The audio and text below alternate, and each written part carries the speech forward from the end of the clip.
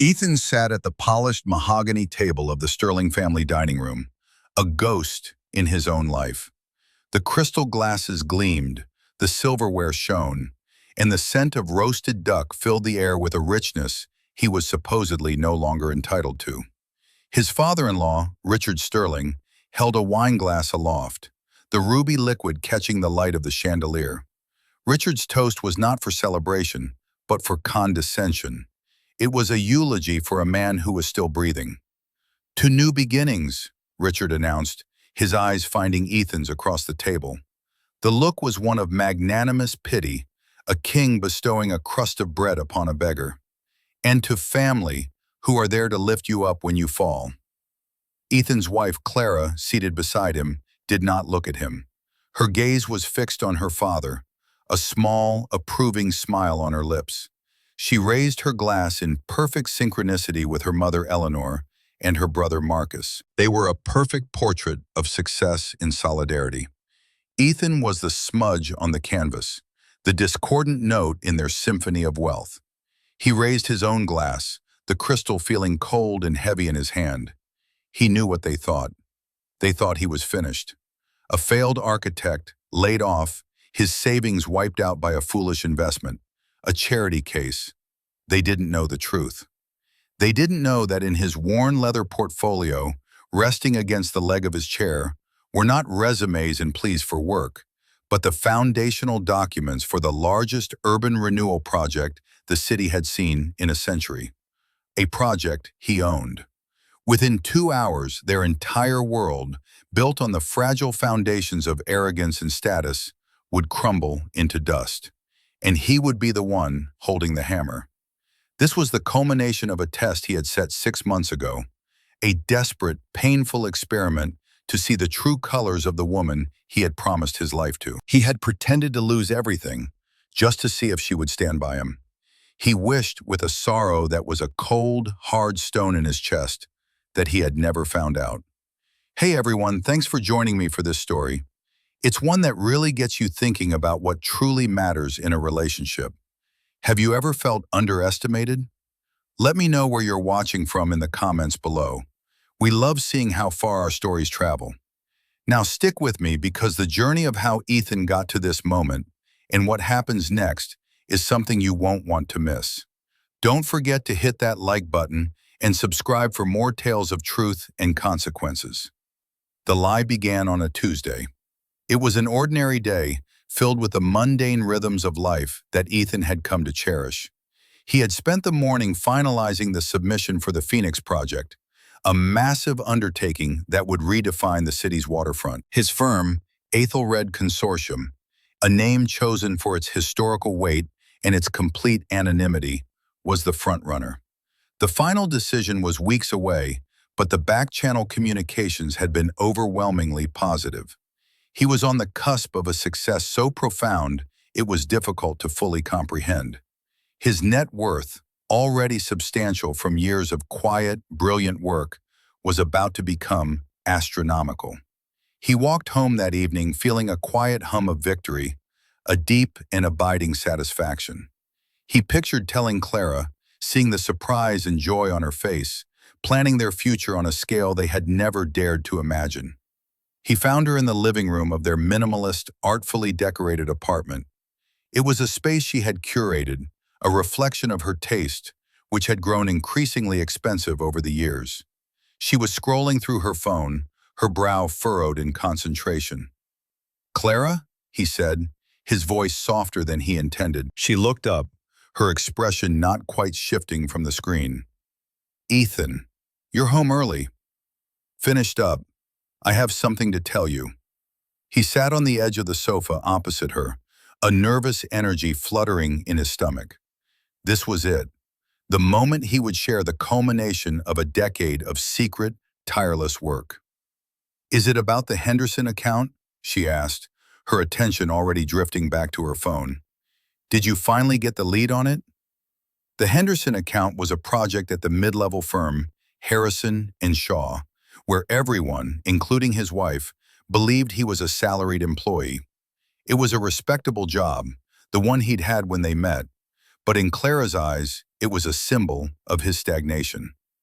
"No, it's not about that," he began, the carefully rehearsed words of triumph dying on his lips. He saw her then, truly saw her. The slight, almost imperceptible curl of her lip, the impatience in her posture, the way her eyes flickered over his simple, off-the-rack suit with a faint air of disappointment. He had seen it before, in fleeting moments, but had always explained it away. Tonight, illuminated by the glow of his secret success, it was stark and undeniable. She was not just disappointed in his job, she was disappointed in him. A different idea, cold and sharp, pierced through his happy anticipation. It was a terrible, reckless thought, born of a sudden, deep-seated fear. What if the success was all she would see? What if the man behind it no longer mattered? He had spent years building a fortress of achievement in secret. Now he felt an overwhelming urge to see what his life was built on without it. He took a breath. The lie came out, smooth and terrible. "Clara, I was let go today." Her head snapped up. The phone lowered to her lap. "What? What do you mean you were let go?" "They're downsizing. My department was eliminated." The words tasted like ash. "Eliminated?" Her voice was sharp, incredulous. "But you're one of their most senior architects. What about the Henderson account?" "They're giving it to a junior team. Cheaper." He added another layer, making it uglier, more complete. "And the investment, the one I put our savings into, the tech startup." Her eyes widened in horror. "What about it?" "It's gone, Clara. All of it. The company went bankrupt overnight. We've lost everything." He watched her face, searching for the woman he had fallen in love with 10 years ago. He was looking for a flicker of partnership, a hand reaching for his, a simple, "We'll get through this." Instead, he saw a series of calculations. He could almost see the numbers scrolling behind her eyes as she processed the information. The apartment, the car, the vacations, the status. It was all being tallied and found wanting. Her face, which he had once considered the most beautiful thing in the world, became a mask of cold, brittle shock. "Everything?" she whispered, the word hanging in the air between them like a death sentence. "Ethan, what have you done?" There was no we. There was no us. There was only you. In that moment, the test had begun. And in that same moment, with a certainty that chilled him to the bone, Ethan knew he had already received the result. But the experiment, once started, had to be seen through to its bitter end. The next 6 months would be a slow, methodical autopsy of their marriage, and he would be both the corpse and the coroner. He had to know how deep the rot went. He had to see just how far they would let him fall before they walked away completely. The initial days after his confession were a masterclass in performative sympathy. Clara moved around their apartment with a theatrical weariness, sighing dramatically as she made coffee in the morning. She spoke in hushed, concerned tones, as if he were a patient recovering from a terrible accident. "How are you feeling, darling?" she would ask, her hand briefly touching his shoulder before retreating, as if his failure were contagious. "I'm all right," Ethan would reply, playing his part. "Just trying to figure out the next steps." "Of course, take your time," she'd say, but her eyes would dart to the stack of bills on the kitchen counter, her jaw tightening. The news was delivered to her family via a carefully managed phone call. Ethan listened from the other room as Clara broke it to her mother. Her voice was a curated blend of wifely concern and daughterly distress. "Mother, it's just awful. Ethan, he's lost his job. And the money, well, it's all gone." She paused, letting the drama land. "I just don't know what we're going to do. He's completely devastated, of course." Ethan closed his eyes. He wasn't devastated. He was an actor in a play of his own devising, watching the other characters reveal their true natures. He was also heartbroken. The ease with which she framed him as a fragile, broken man to her family was a knife twist. He wasn't her partner in a crisis. He was the crisis itself, a problem to be managed and presented. Within 48 hours, the Sterlings descended. Richard and Eleanor arrived at the apartment unannounced, their faces grim masks of familial duty. Richard, a man who moved through the world as if he owned it, surveyed the apartment not as a home, but as a depreciating asset. "Ethan," he said, foregoing any greeting and getting straight to the point, "Clara told us the news. A terrible business, truly." He didn't sound like he thought it was terrible. He sounded like he thought it was predictable. Eleanor, meanwhile, was fluttering around Clara, dabbing at her daughter's perfectly dry eyes with a silk handkerchief. "My poor brave girl, to have to go through this. Don't you worry, darling, we're here. We'll take care of you." The implication was clear. They would take care of her. Ethan was an unfortunate attachment, a piece of luggage she was now burdened with. "I appreciate you coming," Ethan said, his voice even. He had to maintain his composure, his feigned humility. "It's been a shock." "I'll bet," Richard grunted, walking over to the large window that overlooked the city. It was a view Ethan had paid for with the profits from his first anonymous project, a boutique hotel in Dubai. "Well, no use crying over spilt milk. The question is, what's the plan? You can't afford this place anymore, that's for certain." Ethan felt a surge of anger, hot and swift, but he banked it down. This was the point of the exercise, to see them without their masks. "I'm looking at options, updating my resume, reaching out to contacts." Richard turned from the window, a dismissive wave in his hand. "Contacts? In this market? With a layoff on your record? It'll be tough, Ethan. Harrison and Shaw wasn't exactly top tier to begin with. You've been coasting for years." "Dad, please," Clara said, but her protest was weak, a token defense that carried no conviction. Ethan looked at her, waiting for her to say more. To defend his career, his talent, to tell her father that he was a brilliant architect who had simply hit a rough patch. She said nothing. She just looked down at her hands, a silent enabler to her husband's humiliation. This was the first true test of her loyalty, and she failed it without a moment's hesitation. In the corner of the room, on a simple drafting table that Ethan still used for personal sketches, was his old leather portfolio. It was battered and worn from his university days. Inside it, on top of all the documents that proved his solvency and success, was a single, rolled-up blueprint. It was a design he had made a decade ago, in the first year of their marriage.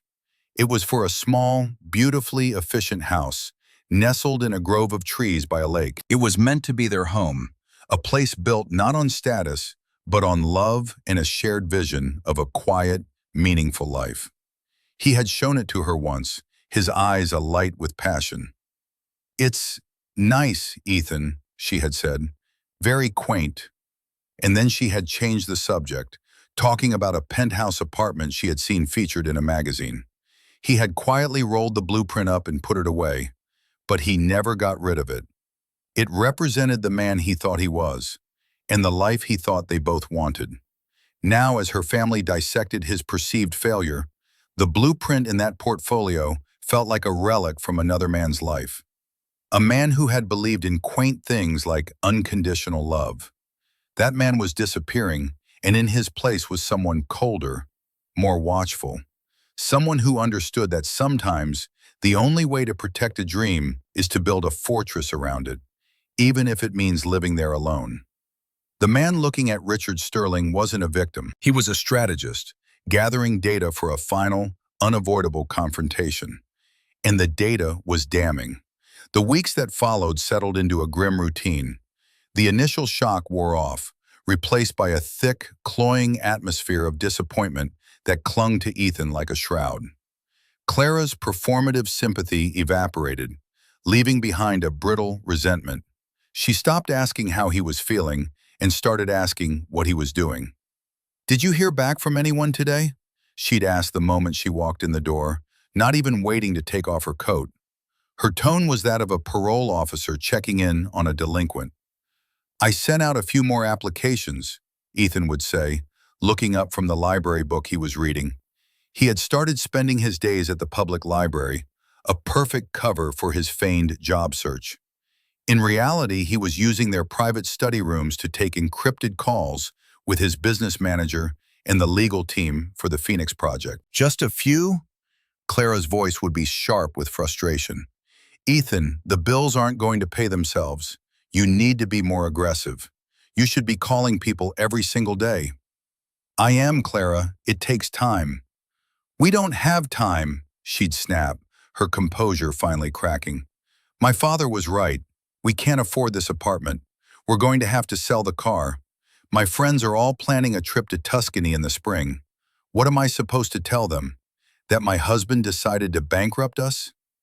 The we had become my. Her friends, her trips, his failure. The battle lines were drawn. He never argued. He would simply absorb the verbal blows, his calm demeanor seeming to infuriate her even more. Each insult, each expression of contempt, was a piece of evidence he filed away. He was building a case, not for a court of law, but for the court of his own conscience. He needed to know, with absolute certainty, that when he finally walked away, it was the only choice left. The first major escalation came a month into the charade. Richard Sterling summoned Ethan to his office. It wasn't an invitation, it was a command. Richard's company, Sterling Developments, was the epitome of everything Ethan despised in his profession. They built garish, soulless towers of glass and steel that prized profit above all else, above community, above beauty, above humanity. Richard's office was on the top floor of his latest monstrosity, the Sterling Grand. It was a cavern of mahogany and black leather, with a view that spanned the entire city.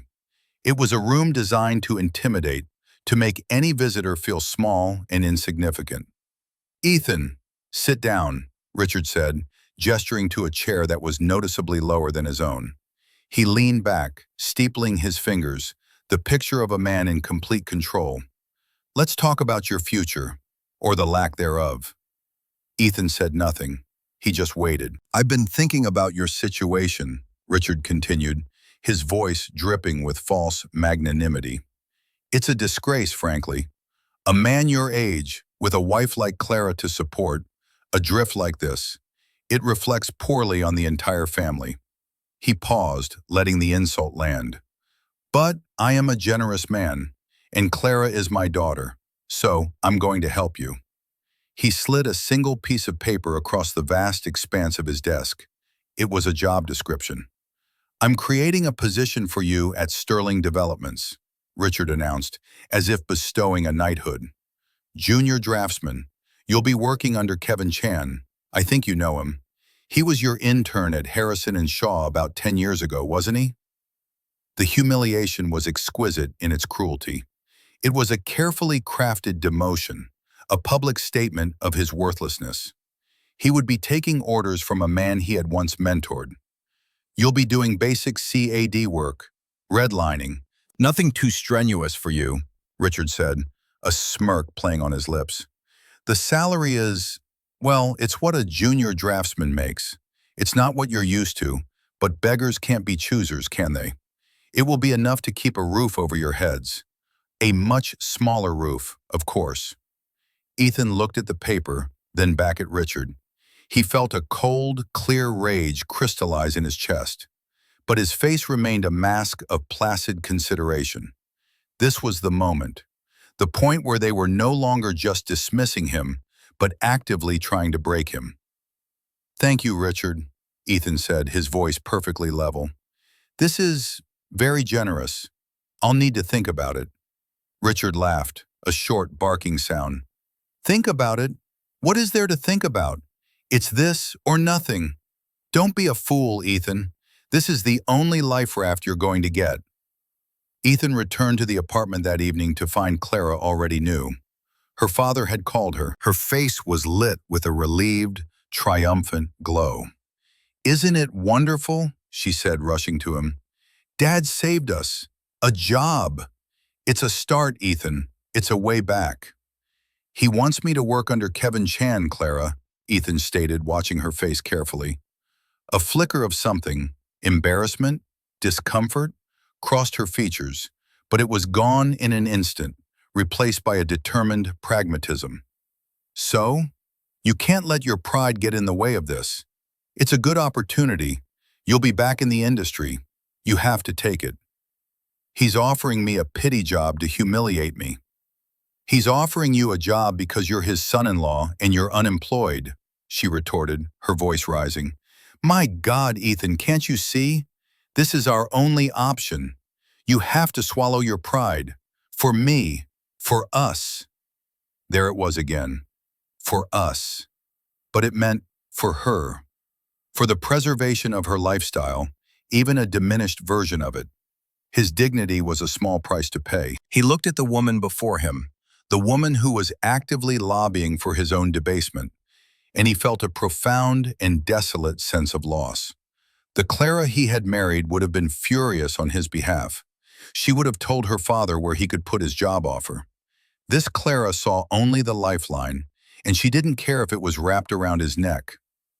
I'll think about it, he repeated, turning away from her.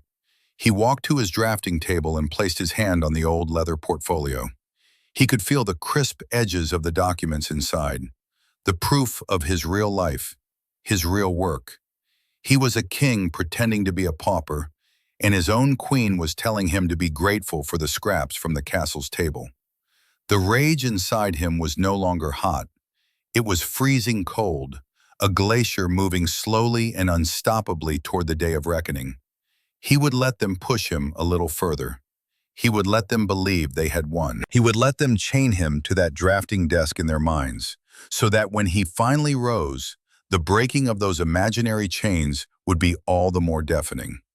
The following months were a descent into a quiet hell.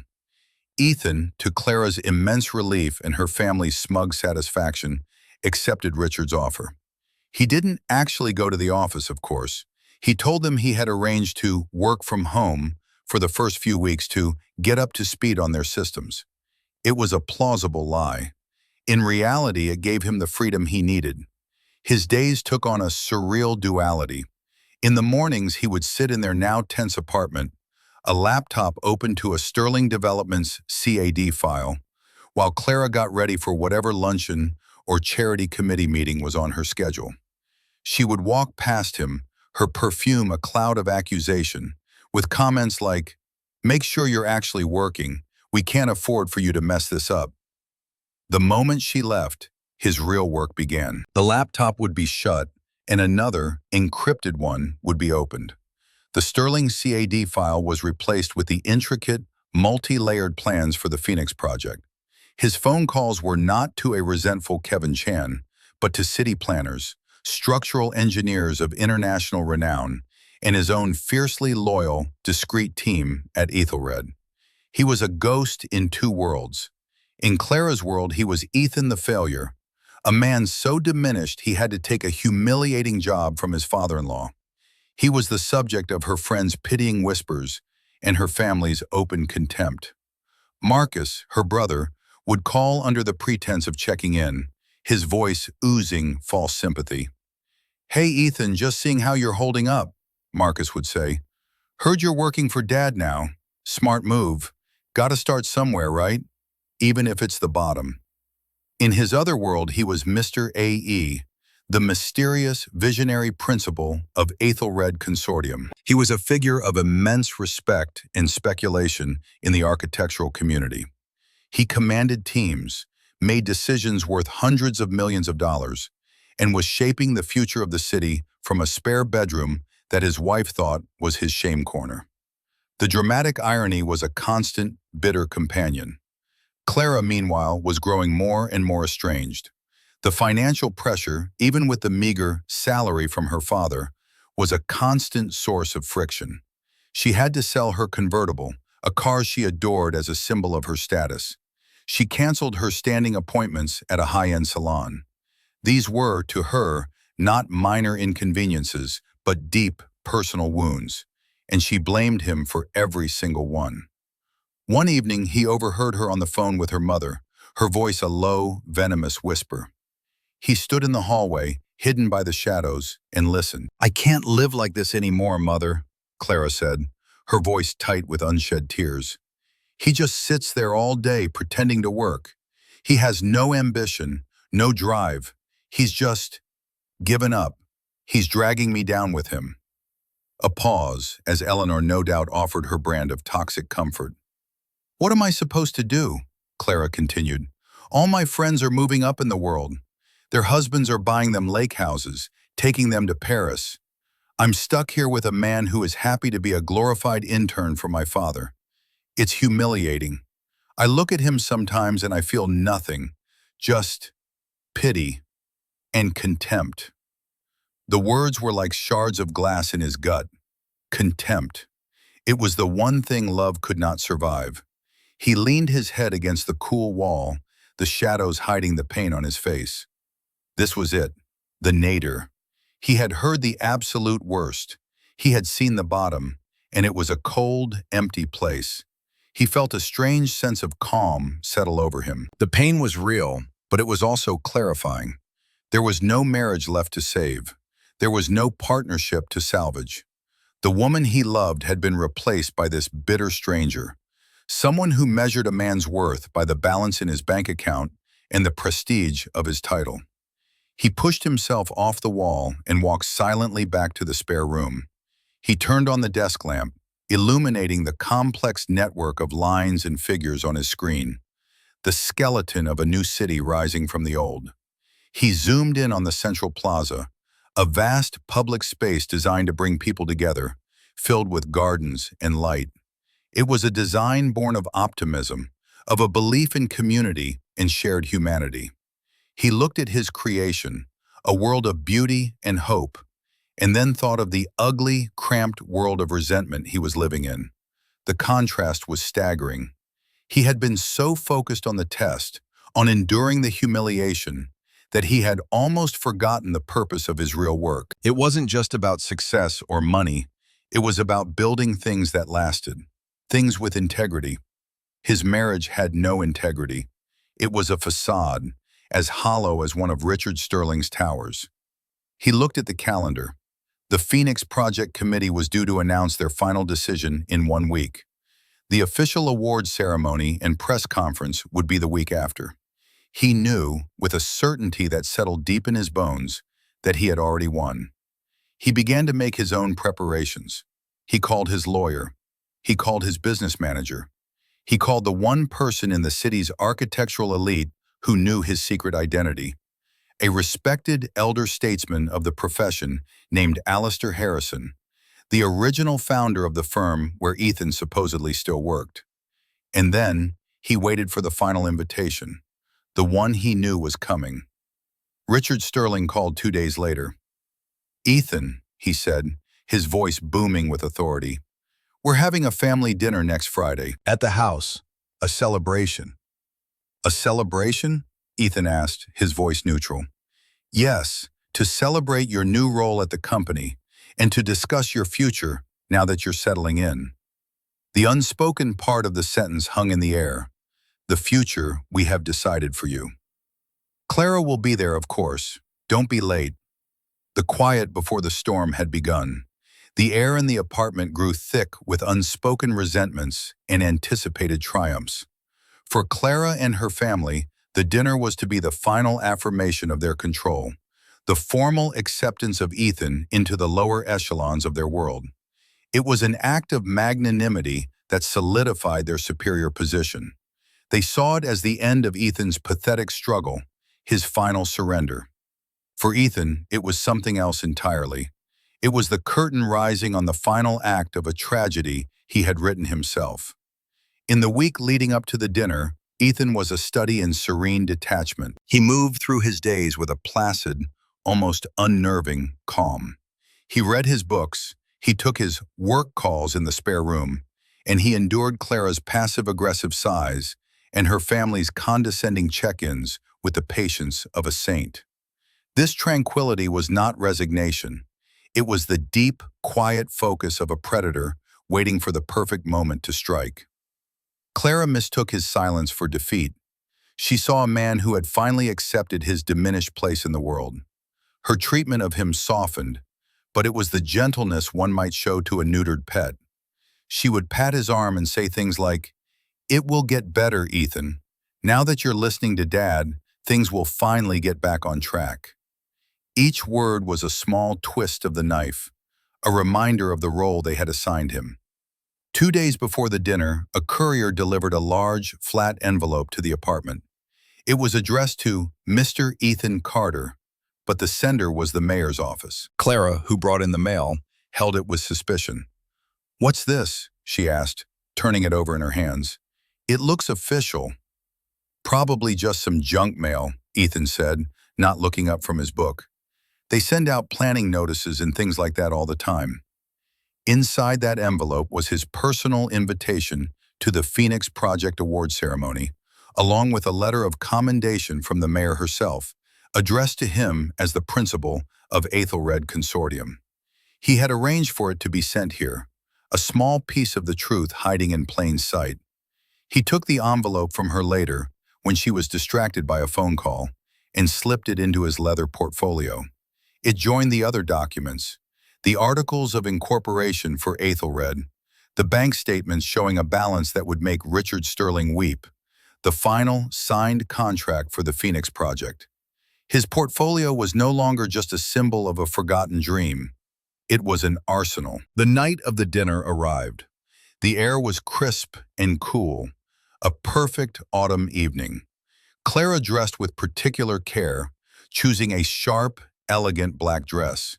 She looked beautiful, but her beauty felt cold and weaponized to Ethan. It was armor. "Are you ready?" she asked, standing in the doorway of the bedroom. He was still in his simple trousers and a button-down shirt.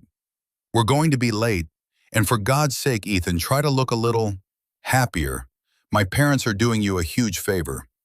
"I'm almost ready," he said, his voice calm. "I just need to grab my portfolio." "Your portfolio?" she frowned. "Why on earth would you bring that? It looks so old and shabby, and you're not going to be doing any work tonight." "It has some papers in it I might need," he said vaguely. She sighed, a familiar sound of exasperation. "Fine, just hurry up."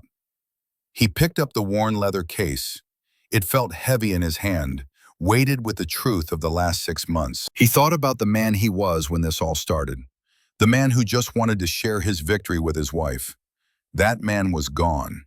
In his place was someone who understood that victory and vindication were not the same thing. They drove to her parents' house in her new, much more modest sedan, a constant rolling reminder of their downfall. The Sterling mansion was ablaze with light, a beacon of prosperity on a hill overlooking the city. As they walked up the stone pathway, Ethan could hear the low hum of conversation and the clinking of glasses from inside. They were all there, gathered in the grand living room. Richard, looking regal and triumphant in a tailored suit. Eleanor, gliding through the room like a galleon in silk. And Marcus, a smug grin plastered on his face, a drink already in his hand. "There they are," Richard boomed as they entered. "The happy couple. Ethan, my boy, come in, come in. Get yourself a drink. You've earned it." The condescension was so thick Ethan could taste it.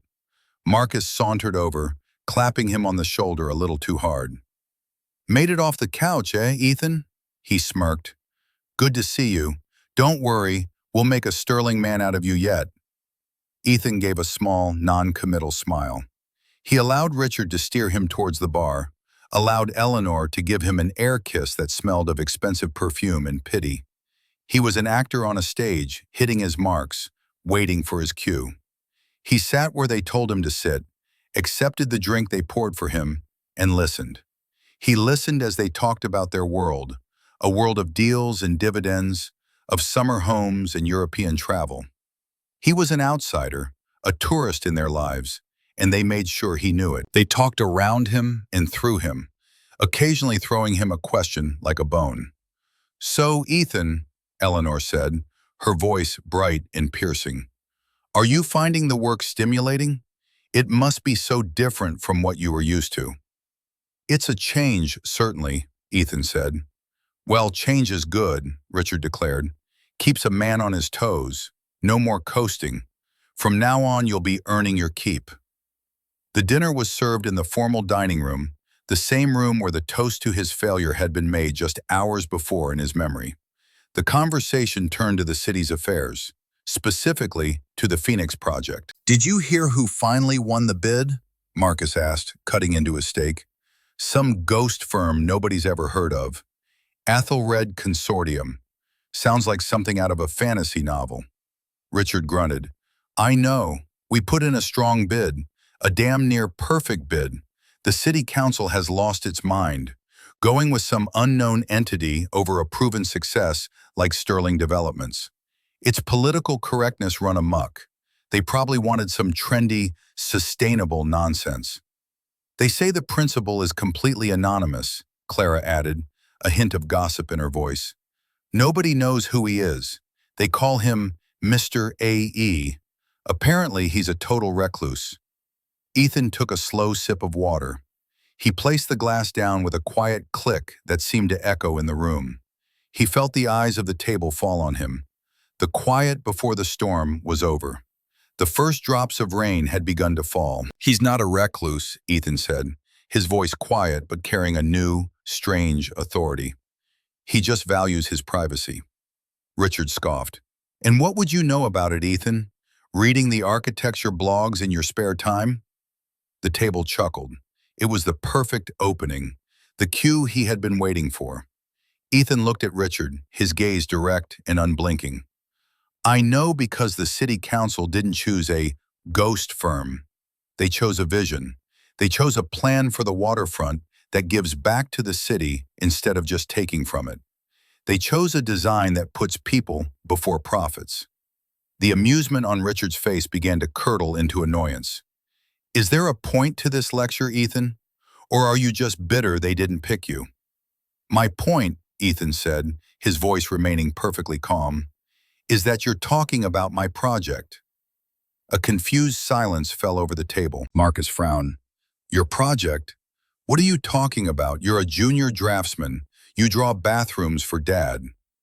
Ethan slowly, deliberately, reached down and placed his worn leather portfolio on the table. The sound it made on the polished mahogany was definitive. Final. "For the last 6 months, you've all been under the impression that I am a failure," he began, his voice low and steady, yet it filled the room. He wasn't shouting. He didn't need to. The power was not in volume, but in the devastating weight of the truth he was about to unleash. "You've believed that I lost my job, that I lost my savings, and that I was so desperate I had to come crawling to you, Richard, for a humiliating, dead-end job." He paused, letting the words hang in the air. He looked at each of them in turn. Richard's face was a mask of impatient fury. Eleanor looked bewildered. Marcus, smugly confused. And Clara was watching him with a dawning horror, as if seeing him for the first time. "It was a lie," Ethan said simply. "All of it." He continued, his voice a calm, cutting indictment. "It was a test to see what was really holding my life together, to see what my marriage was built on. And the results have been remarkably clear." He then began to list his grievances. It was not a tirade. It was a calm, methodical accounting, delivered with the precision of an architect reviewing a building's fatal flaws. "On April 12th, he said, his eyes on Clara, "when I told you I had lost everything, your first words were not, 'We'll get through this.' Your first words were, 'What have you done?' You made my supposed failure entirely my own." Clara flinched as if struck. "On April 14th, he continued, turning his gaze to Richard, "you came to my home, not to offer support, but to assess your daughter's damaged assets and to inform me that I had been coasting for years." Richard's face was turning a dangerous shade of purple. "Now you listen here. I'm not finished," Ethan said, and the sheer, quiet force in his voice silenced his father-in-law. "On May 8th, you offered me a job as a junior draftsman, reporting to a man I once trained. A job designed not to help, but to humiliate, to break any remaining pride you thought I might have." He looked at Marcus. And you, Marcus, your every phone call, every backslapping insult was a delight for you, a chance to finally feel superior to the man your sister married. Finally, he turned back to Clara, his voice softening with a genuine, deep sorrow. And you, Clara, you encouraged me to take that job. You told me to swallow my pride. You stood by and watched your family systematically dismantle my dignity, and you never once, not for a single moment, stood up for me, for us. Instead, you complained to your mother that I was dragging you down, that looking at me filled you with contempt. A choked gasp escaped Clara's lips. Her face was ashen. Ethan, how? The walls in our apartment are not as thick as you think, he said gently. I have spent 6 months in a masterclass of cruelty, condescension, and conditional love, and I have learned my lesson. He reached for the portfolio and unfastened the leather straps. You are all so concerned with status, with appearances, with the name on the building. You are blind to what has actual value. He slid the first document across the table toward Richard. It was the article of incorporation for Aethelred Consortium.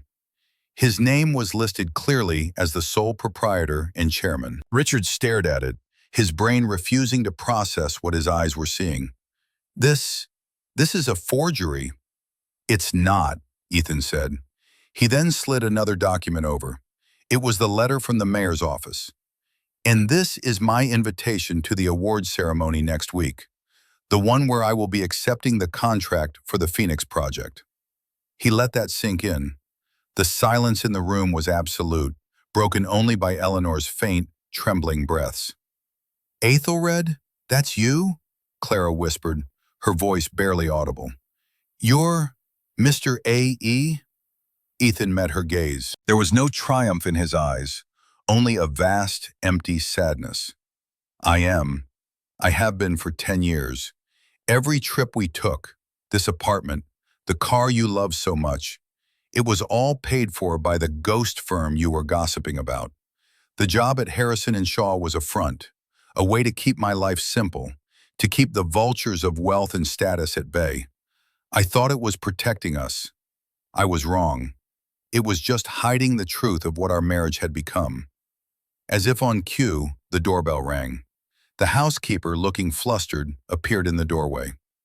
Mr. Sterling, I'm so sorry to interrupt, but there's a Mr. Alistair Harrison here to see Mr. Carter. He says it's urgent.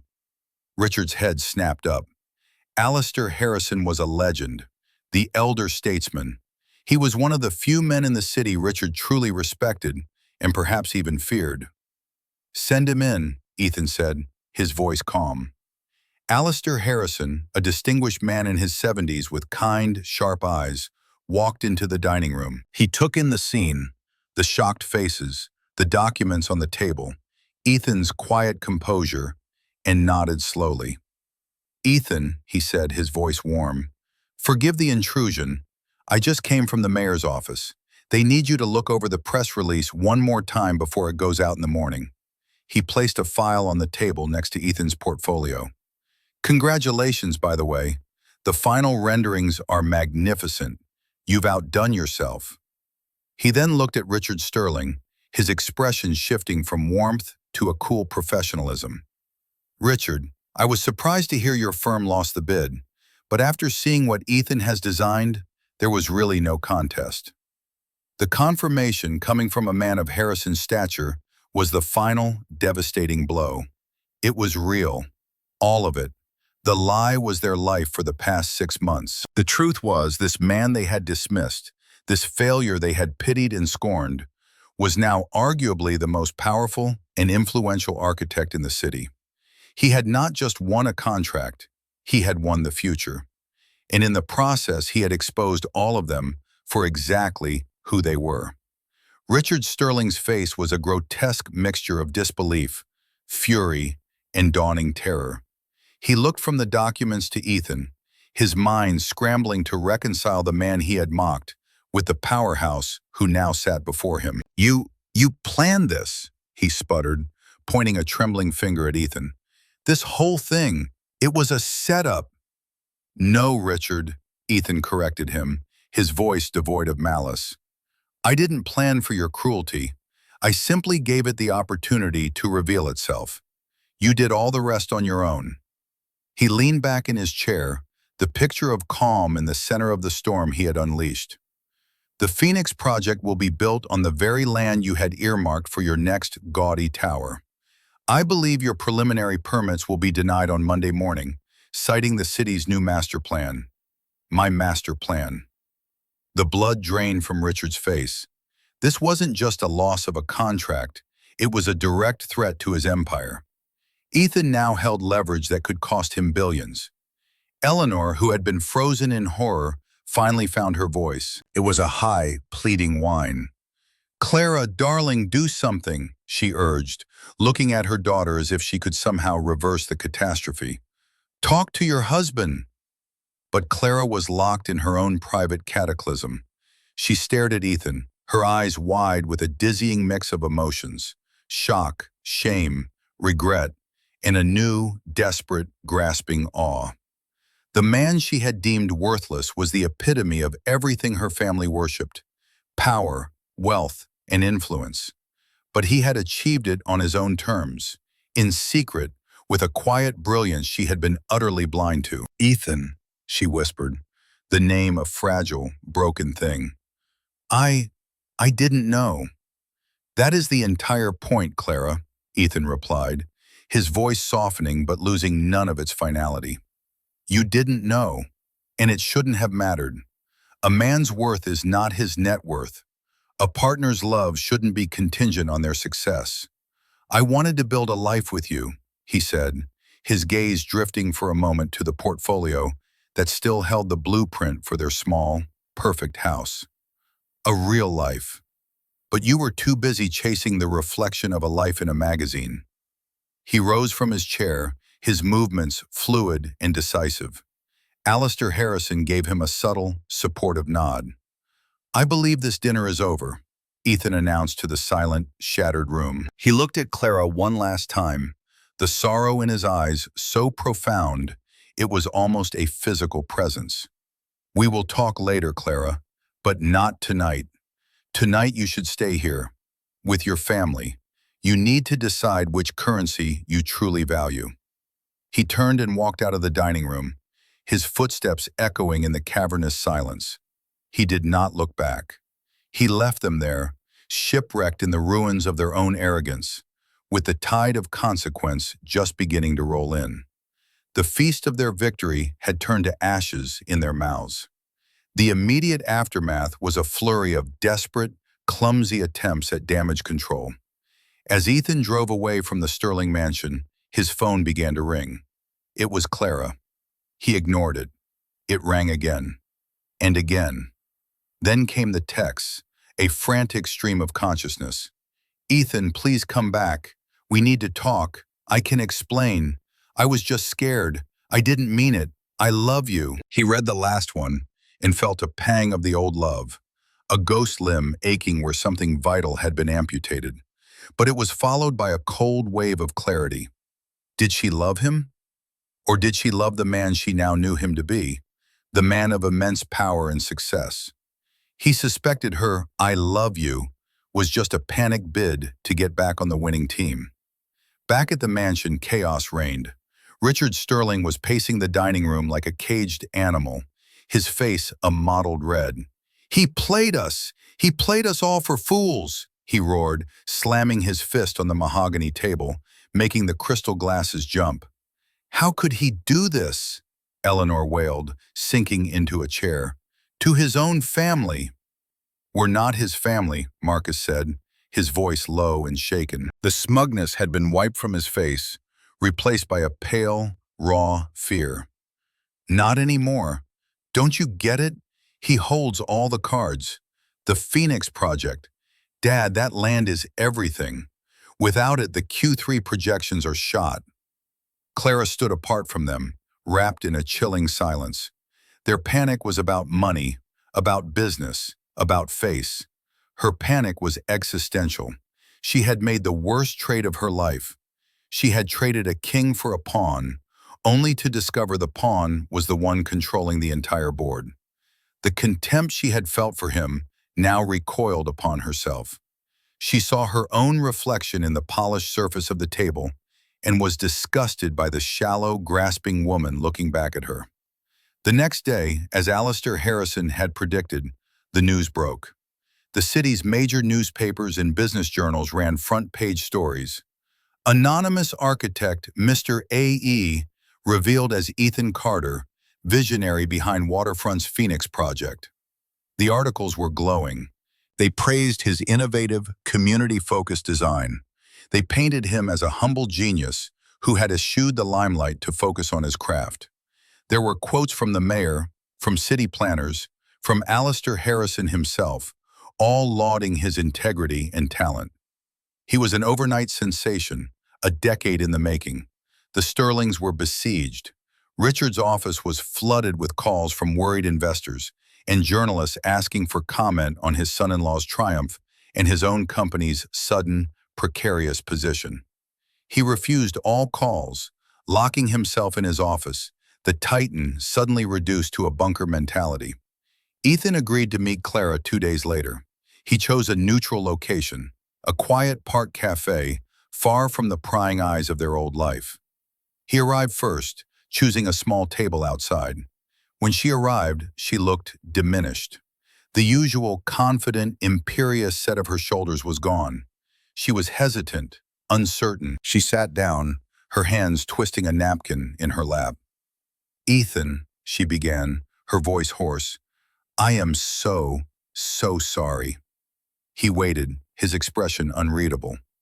"I was a fool," she said, tears welling in her eyes. "A blind, stupid fool. I let my family, their values, I let it all poison me. I lost sight of what was important. I lost sight of you." "What is important, Clara?" he asked quietly. We are," she insisted, reaching for his hand. He didn't pull away, but he didn't reciprocate either. His hand lay there, unresponsive. "Seeing you at that dinner, realizing what you'd built, what you'd accomplished, all on your own, while we were all looking down on you. It was like a lightning bolt. You are an incredible man, Ethan, and I was too blind to see it." And there it was, the moral mirror he had been waiting for. Her apology, her declaration of love, it was all framed by his success. It was the incredible man who had accomplished so much that she now saw. She still wasn't talking about the man who sat in the library, the man who endured her scorn in silence. Her admiration was for the victor. "You see the incredible man now," he said, his voice gentle but firm. "But where were you for the man who was supposedly broken? The man who needed a partner, not a judge. You say you were scared. I was scared too. I was scared that the foundation of our marriage was just money and status. So I kicked it out to see if the walls would stand. And they didn't, Clara. The whole house fell down." He pulled his hand away gently. "Your apology is for the woman who finds herself on the wrong side of a power shift. You're sorry you bet on the wrong horse. But I needed a partner who would love me even if I had no horse in the race at all." The tears now streamed down her face. "I can change, Ethan. I see it now. I see how wrong I was. Let me prove it to you. Let me earn back your trust. We can be what we were supposed to be." He thought of the blueprint. The small house by the lake. The dream of a life built on something other than ambition. "The man who wanted that life with you doesn't exist anymore," he said, the words costing him more than she would ever know. "You and your family killed him over the last 6 months. You replaced him with me." He stood up. "I'm not going to destroy your father. That's not my way. I won't use my power for petty revenge, but I won't be his lifeline either. He will have to face the consequences of his own business practices. And we are over, Clara. I've already filed the papers. My lawyer will be in touch with yours." He looked at her one last time, a woman trapped in the wreckage of her own making. He felt a deep, aching pity for her, but no love. The space that love had occupied was now a scar, a reminder of a wound that had finally, mercifully, healed over. He walked away, leaving her weeping at the table, the autumn leaves skittering around her feet like the debris of their shattered marriage. The months that followed were a study in divergence. Ethan poured himself into the Phoenix Project. His work was his salvation. He was on site daily, his old portfolio replaced with rolls of fresh blueprints and construction schedules. He was decisive, respected, and deeply engaged. The project became a symbol of his own renewal, building something new, something better, from the ground up. He was no longer a ghost in his own life. He was the architect of it, in every sense of the word. His personal life became quiet, but not empty. He reconnected with old friends who had known him before his wealth, people who liked him for his dry wit and his steady presence, not his bank balance. He bought the plot of land by the lake, the one from his decade-old dream. He began building the small, perfect house from the old blueprint, but he was building it for one. It wasn't a monument to loneliness, but a testament to self-reliance. It was a home built on the solid foundation of his own integrity. The Sterlings, on the other hand, began a slow, inexorable decline. Richard's empire did not collapse overnight, but it was fundamentally wounded. The loss of the waterfront land and the subsequent investor panic forced him to sell off major assets at a loss. He was no longer the untouchable titan of real estate. He was just another player, scrambling to stay in the game. The swagger was gone, replaced by a weary, hunted look. Eleanor's social standing took a significant hit. The story of how they had treated their now famous son-in-law had leaked, as such stories always do. The pity she had once bestowed upon Ethan was now directed at her, in whispers at charity galas and over lunch at the country club. Her world, built on the shifting sands of public opinion, had crumbled. Marcus, stripped of the protective mantle of his father's unquestioned power, found his own career stalling. His arrogance, once seen as confidence, was now viewed as an unearned liability. He was just another banker with a famous ex-brother-in-law who had outsmarted his entire family. And Clara. The divorce was quiet and swift. Ethan was more than generous in the settlement, giving her the apartment and enough money to be comfortable, but not enough to resume her old life of effortless luxury. It was a clean break. He saw her once, months later, across the street in the city. She was with one of her old friends. She looked smaller, her expensive clothes wearing her rather than the other way around. She saw him, and for a moment, their eyes met. He saw a flicker of longing, of regret, of a future she had thrown away. He gave her a small, polite nod, and then continued on his way. There was no anger left. There was no pain. There was just the quiet, settled peace of a chapter finally closed. She had to get a job. She found a position at an art gallery, a role that utilized her taste and social connections. But it was work. Real work, with a boss and deadlines and a modest salary. For the first time in her life, she was not defined by her father's wealth or her husband's status. She was just Clara Sterling, a woman trying to build something of her own. Whether this new foundation would be stronger, only time would tell. Redemption, Ethan knew, was not a single event, but a long, arduous process. He hoped for her sake that she would find her way. The consequences for the Sterling family were not ruin, but a reckoning. They were forced to live in a world where their name was not an automatic key to every door, where their wealth was diminished and their status was a shadow of what it once was. It was a poetic justice, a consequence directly proportional to their own transgressions. They had worshipped at the altar of superficiality, and they were left with a life that felt, for the first time, profoundly shallow. One evening, a year after the dinner, Ethan stood on the deck of his new house. The lake was a sheet of dark glass, reflecting the first stars of twilight. The house was finished, a masterpiece of wood and stone and light, perfectly integrated with the landscape. It was quiet, peaceful, and entirely his. Alistair Harrison had come to visit, to see the finished home. They sat on the deck, glasses of whiskey in their hands. "You know," Alistair said, looking out at the water. I've seen men gain power and wealth and be destroyed by it. And I've seen men lose everything and find themselves. You seem to have done both at the same time. Ethan smiled, a genuine, easy smile. I had to pretend to lose a fortune to find out what was truly valuable. It was a high price to pay. And was it worth it? Alistair asked. Ethan looked at the house he had built, a physical manifestation of his own resilience. He thought of the project rising in the city, a legacy of community and hope. He thought of the quiet satisfaction of his new life, a life lived authentically, without secrets or facades. Yes, Ethan said, his voice clear and certain in the still evening air. It was worth it. I lost a marriage, but I found my integrity, and that's a foundation you can build anything on. He had learned the hardest lesson of all, that sometimes the only way to find out what you're truly made of is to burn everything else to the ground. And from the ashes, if you are lucky, you rise. Not as the person you were, but as the person you were always meant to be. The story of Ethan and the Sterlings became a quiet legend in the city, a modern fable about hubris and humility.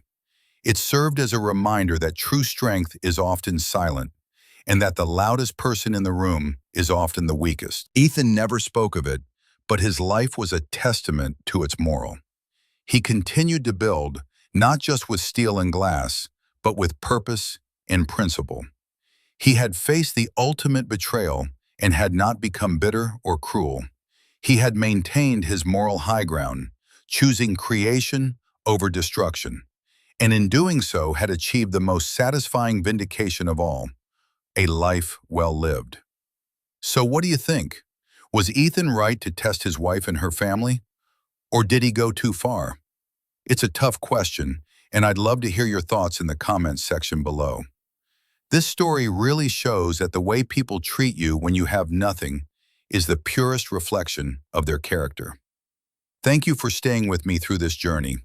If you found this story as compelling as I did, please give it a like and subscribe to the channel for more stories that make you think and feel. We have many more to share. Until next time, remember to value the people who would stand with you in the storm, not just the ones who show up for the sunshine.